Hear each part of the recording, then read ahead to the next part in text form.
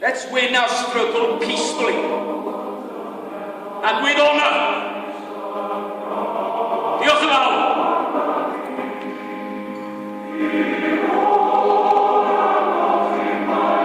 Forward, brothers and sisters. Forward, the working classes united.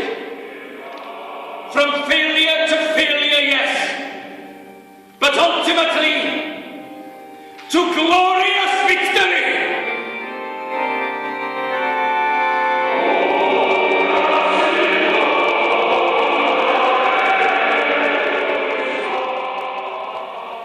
Quarrymen, supporters and friends, we are gathered here this morning in the square in Bethesda to show our support for the 26 quarrymen who have been dismissed by the authorities at Penrhyn Quarry. This step was taken because they have been summoned to appear before the Magistrates' Court in Bangor. They face charges of aggressive behaviour during the recent affray between the workers and some of the contractors who have been appointed by the authorities to manage their bargains on the quarry face.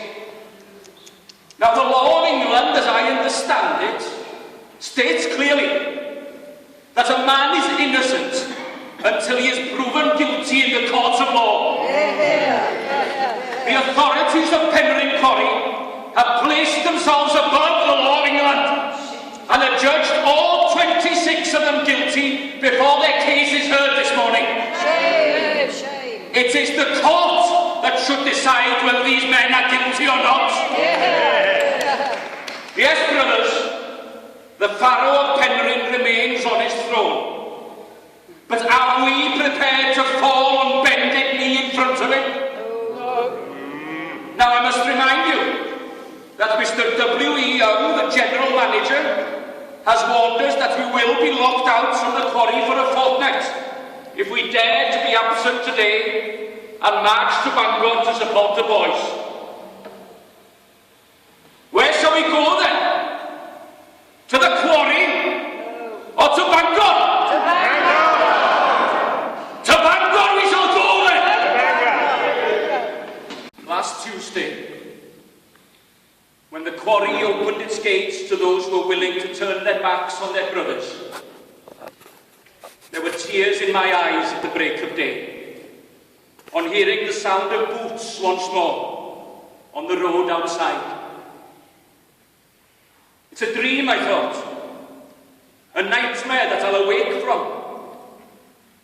But I stood and crossed to the window and saw. I was going to say men, but the word would lose its significance forever if I used it to describe them as they scurried back to the quarry. The sound of their boots were like the hammers of hell, driving nails into the coffin of all honesty, all principle, all fairness and honour. I became an old man in a few seconds there by the window, and the morning cold and grey outside. Why do we insist on following this cruel path when there are easier roads to follow? Because we believe in the justice of our cause, and that we are already on that path that leads to the fulfilling lives of the quarrymen of the future. Those traitors on that road last Tuesday morning received £1 each for returning to work. Judas has reduced his demands quite significantly. Men, are you willing to stand together firmly and bravely? Yes. Yes. Are you ready to fight on for justice and fair pay? Yes. We shall not surrender. Shall not surrender. We shall fight until the end. To the end and to victory.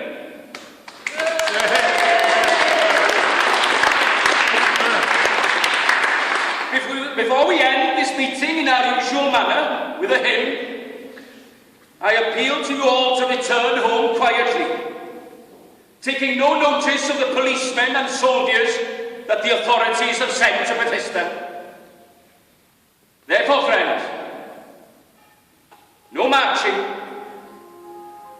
no blowing into shells outside the houses of traitors, and no smashing of windows, please, brothers. Let's win our struggle peacefully and with honour. Diolch yn fawr.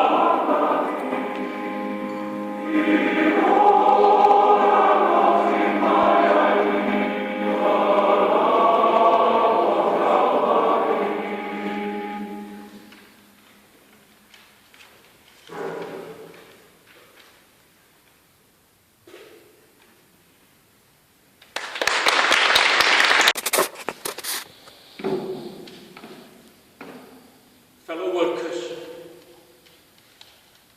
or should we call ourselves fellow traitors? We shall not stay here long tonight. We have stood shoulder to shoulder for a very long time, for 3 long years, and so often during that time we have used the words stand or fall together. Well, in the face of adversity, hunger and sickness, to fall was our fate. Last Saturday in our weekly meeting we voted to end our strike. The same night our exiled families and fellow workers were also voting. In Llion, Maes Teg, Porth, Merthyr and Tredegar. And the decision was the same in all of those places. We have lost the battle. But that does not mean that the principles of the victor in this fight hold truer than ours. Is Lord Penrhyn, a man who has used the suffering, starvation, illness and death of little children to win his cause, a better man than you and me, the fathers and grandfathers of these children? Is Lord Penrhyn's family, whose vestiges of wealth can be traced back to the slave trade in Jamaica, are they a more civilized family than our own poor families? Friends, no. No. Yes, this is a sad occasion. But what remains in my memory is the thought that we, the quarrymen of Bethesda, have dared to stand for 3 long years for our rights, have battled for a principle. Yes, we lost, but we fought. We fought long and hard, and that will be remembered. As I think of your steadfast heroism and your readiness to forsake any comforts for a great human cause, brothers, I caught a glimpse of the promised land, where justice will prevail. I may not reach that promised land, nor you, my brothers, but thanks to your struggle and similar struggles of the working classes on 5 continents, I know with certainty that future generations will live in a world of peace, justice, and freedom. Forward, friends! Forward, brothers and sisters!